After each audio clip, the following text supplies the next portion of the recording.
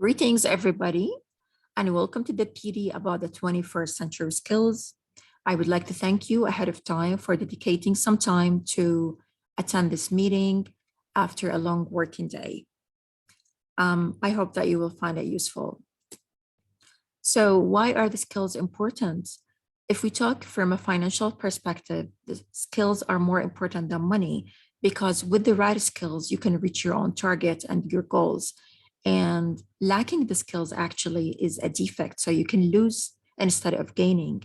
And the skills we would like to implement or teach in the classroom is through showing the students how they can be successful and how these skills are actually applicable to real life, to the workforce, and to their even personal life to reach their own targets. So one quote shows how teaching should change in order to make the students involved. The more the students involved, the more they learn. So it states, tell me and I forget, teach me and I remember, involve me and I learn. And this quote shows how the students can get involved. And if we raise the question, how the students can get involved through active participation, either in discussions, either in making posters and presentations, in a group discussion. And this takes them to the next level where the students think on their own, work on their own, respect their colleagues. And this is actually a real preparation for real life experiences and the workforce. Now, if we raise a question, has there ever been a change towards education or towards teaching in the classroom? The answer is definitely. And how is that change, represented? The change happened from the what to the how. Instead of teaching only knowledge, theory to the students, it has been transferred into skills or even transformed into another level where the students will just apply the knowledge pre-taught in the classroom to real life experiences. So in sum, the change has been from the 3 R's to the 4 C's. And these are like models of, thinking about how education really changes through time. So the 3 R's are the basic knowledge that we need to read, write, and to know math. And this is transferred into the 4 C's, which is the critical thinking, creativity, collaboration, and communication. And under the umbrella of the 4 C's are actually, there are sub skills that the students will just take with them into real life. And they would include creativity and innovation, and then critical thinking and problem solving, communication, collaboration, effective use of technology, information management, career and life skills, and cultural awareness. And let me just give like very brief example on each one.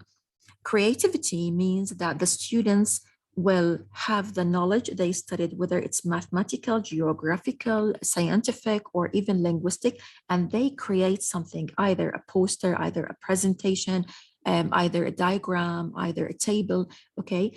And this is considered creativity because the student is not only remembering, they are taking it to a higher level.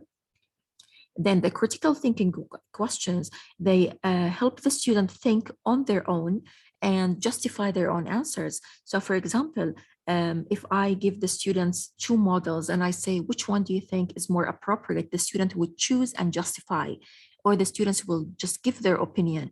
And the same thing, if I give the student a mathematical issue or equation and I ask them to have to apply the knowledge of multiplication, for example, or sum or subtraction, they are working towards problem solving.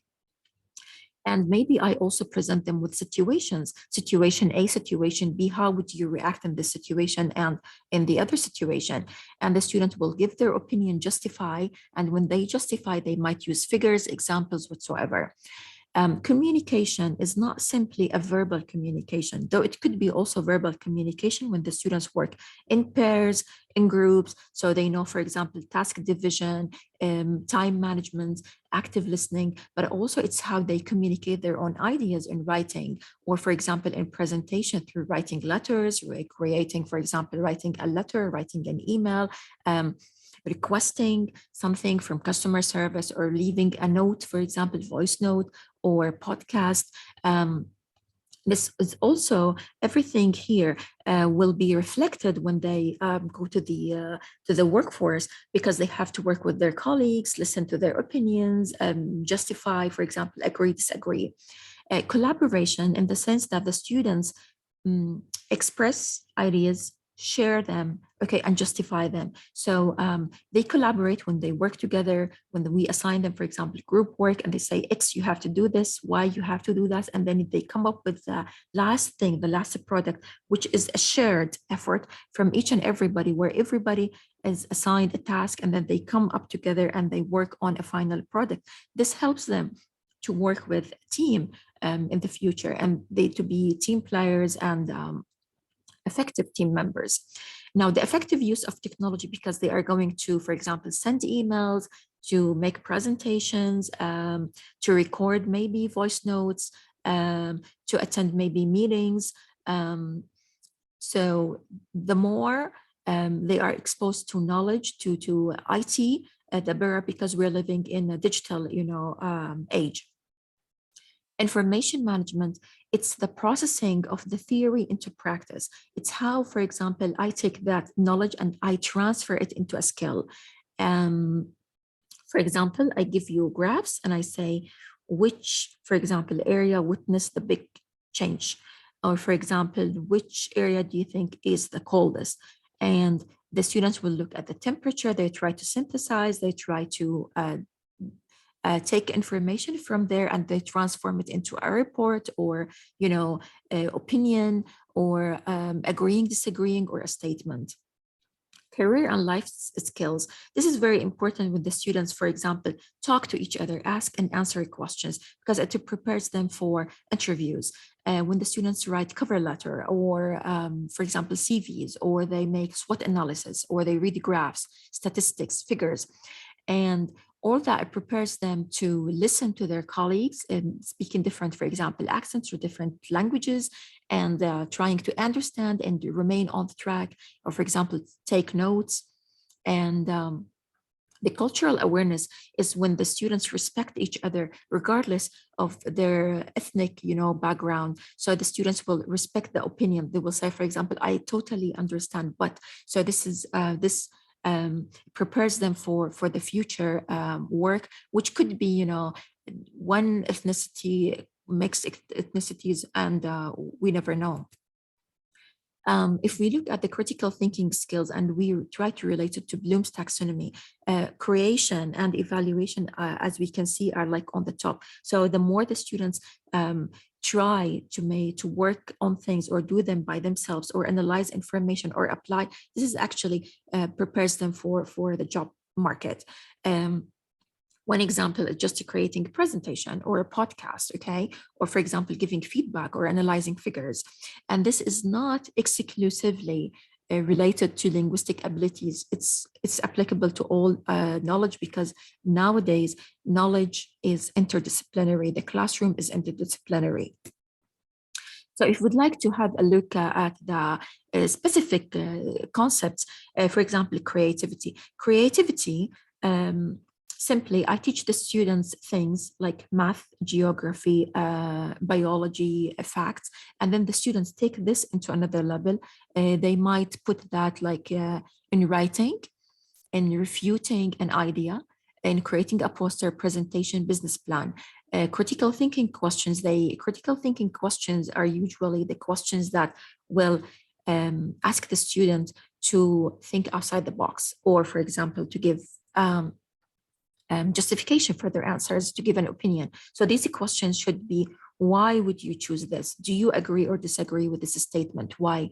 How do you think we can reach this If you were this person, would you choose this and why? Would you prefer, for example, to live in this area or that area and why? And the more we ask the students at an earlier stage of teaching, the better they would be at justifying their answers, because in the future they will be working with colleagues and they have to justify their answers or give justification maybe for the conclusion they have reached. Now, communication. All forms of communication should be welcome. For example, the student write emails, write letters, leave voice notes, record a podcast, write a report about charts and figures. And one good way is, for example, LMS. The students can express their ideas. There's discussion. So, because in the future they are going to attend discussion groups, and this discussion could be online or could be in real, the students face to face. So they should know how to communicate in writing and in speaking. The career and life skills. This is very important, and it could be also taught at earlier stages. So, for example, if I teach students the alphabets, ABC, and the letters, I can have a call, like an interview over the phone, and I say, okay, so what's your surname? And they will say ALSA. Okay. And for example, where do you live? And I say, I give the address so I know how to read figures. They say, okay, 13, 19, for example, and the name of the street. And at higher levels, I can teach the student negotiation skills. For example, I think we should choose this because, and how can we, for example, reduce the prices by negotiating the cost, or for example, by interviews. The students can interview themselves by asking and answering questions. They become active learners. Also, when they take notes, and for example, when they write cover letters or prepare CVs, or for example, on higher levels, like what I did with 10 advanced last semester SWOT analysis for a project, strengths, weaknesses, opportunities, and threats. Now, examples, more specific examples that can be applicable to the classroom are presentations, debate, role play, interviews, discussions, work skills, including reading figures, email writing, report writing, persuasion, and negotiation skills. Then critical thinking skills and problem solving skills are actually applicable, I could say, to all stages and all subjects. If we now look at this sample taken from Purchase Success for 9 General, it shows you that even at an earlier stage, you can teach the students and prepare them for the future. So if I would like to teach the students a critical thinking skill, I can pre-teach them the target language, which is the equipment or appliances they need to have in the kitchen. And then I take this to another level. I make the students create a debate. So I divide the students into groups and I say, debate about which appliances or equipment are the most essential and why. And then they have to agree on 5 top appliances and they have to state why. So here I teach them working in groups, discussing ideas, reaching a conclusion, and justifying. And this is what they need for the future. If you have meetings, discussions, the sharing ideas. Another one is when the students discuss and they personalize their own experiences. And this is one of the best techniques, is that if I teach students about Africa, then I ask them about where they live, because I have to put that knowledge into a personal, thing that the student would appreciate more.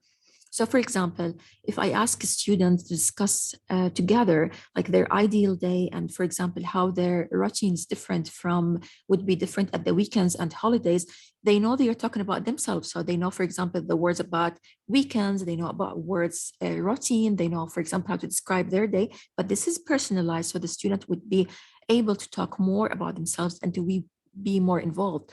Or, for example, if I would like the students to discuss something scientific or geographical or related to wildlife. So I say, for example, talk about wildlife that lives in your region, after I taught them, for example, the vocabs for wildlife. And then I say, I can either help them by creating set of questions or even the target's language that they should use. For example, I ask them to use I think, or I agree, or disagree. So this helps them into expressing opinion, research skills, because they're going to research about the wildlife in their country. And then also um, um, they talk about something related to their culture, related to them. So they personalize it. And this is in the future because they will be asked, for example, oh, what do you think? What's your input about this? So they know how to contribute to something. Then employability skills. Employability skills actually um, are crucial because the students would break the ice and would not be afraid to try to talk or to discuss things with their colleagues. So, for example, if I teach students sports, then I say, "Oh, interview X and Y, okay," and ask them a couple of questions.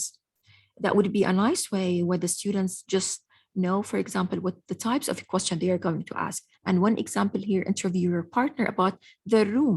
So because this is also goes to personalized experiences, and you can prepare set of questions.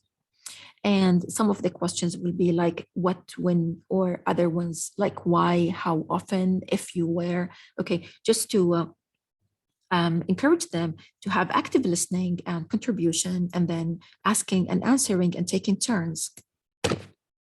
Then justifying choices, because in the future you might be asked to do something and then write a conclusion and write why you think this is the best solution for this area.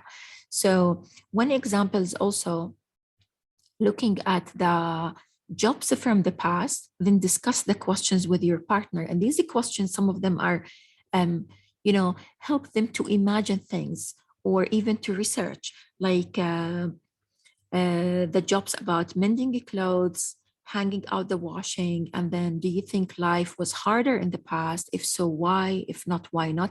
This make the student dig deeper into the topic, and they have to say why and justify their answers. Maybe they use figures, and maybe they use years, maybe they use facts. And this all prepares them to a future when they have to, for example, when they give presentations, they have to justify why they have selected this option and state facts. Another one is presentations.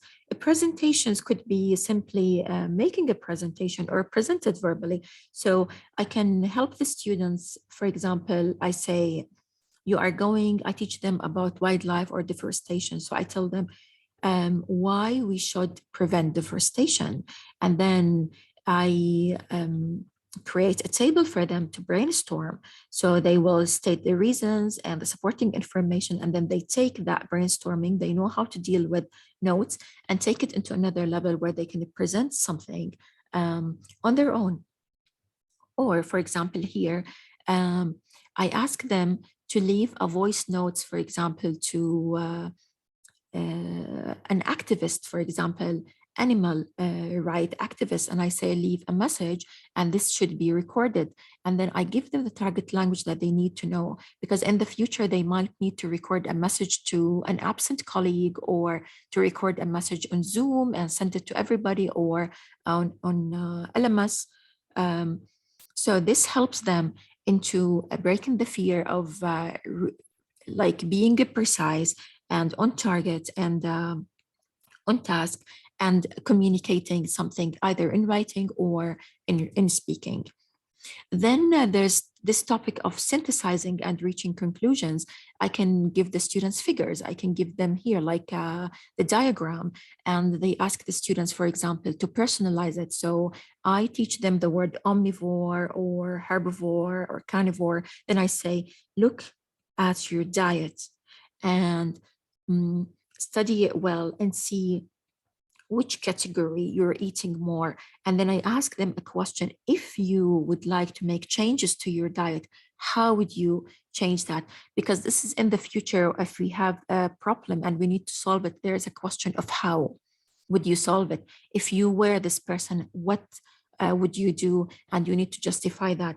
And one example here is think about the food you eat in small groups, to discuss the food you eat and decide which levels of the food chain it comes from. This could be modified, for example, if you teach the students calories, okay? and then tell them come up with a healthy dish, because they know the figures, like how each item, how much carbs, for example, they contain, or protein, or whatsoever. So they come up with a healthy one, and they justify it using the figures that you already stated in that diagram. Role play is one of the best parts. And even when you do CELTA, first of all, you teach the students the target language, then you go to controlled or semi-controlled practice, then the freer practice. And one of the best freer practices is the students do the role play. The role play, the students create a scenario for them and make them imagine that they are part of the play, and then they act it well, use either the language you specify, or the expressions, grammatical maybe expressions. So for example, here, play a role, a conversation with people in this lesson. So let's say, for example, they studied about 4 people, and they say, I would like to interview today Mahatma Gandhi, and then you ask him a couple of questions. Okay, this is a role play. Or for example, I am a customer and I am going to the customer service and I am going to discuss figures. This is also integrating math. Or for example, I am going to interview an activist. So I am playing a role of a presenter. And I use the words that I already taught them about nature, about, for example, animal, wildlife, for example, about pollution, etc. Another one, for example, a role play. If I teach them, the students, how to ask for a favor, and then I ask them to, I give them scenarios, and then I say, play a role of X and Y, and you are going to ask for a favor. And the students will use their knowledge, okay, to act like that. And for example, one of the role plays for early ages, like for kids, we can teach them, you are a policeman and you came across this thief or this person, and you would like to ask this person questions.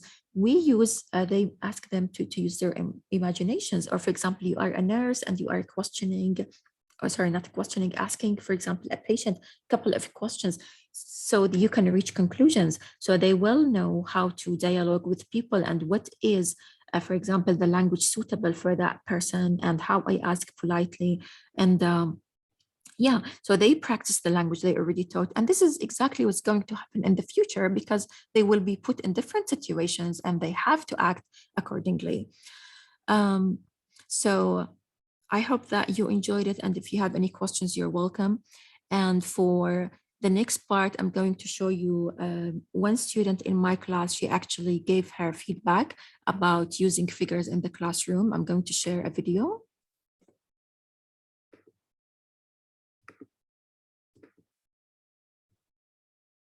I am from grade 9 at once, and this semester we have prepared so many facts, such as microbiology and infographics, and I and I learned a lot from them, such as reading that, and how to get feedback from our colleagues, how to read figures, and it prepares us for the future. Because in the future, we will have to work in groups, express opinions, and agree to disagree. I learned more about body language, which are eye contact, body movement, and voice clearance. And I learned in some skills, which are functional awareness, technological skills, health lifestyle, and food, and brainstorming and thinking outside the box. Thank you. Thank you, everybody. Hope you enjoyed it, and thanks for your time. Have a good day.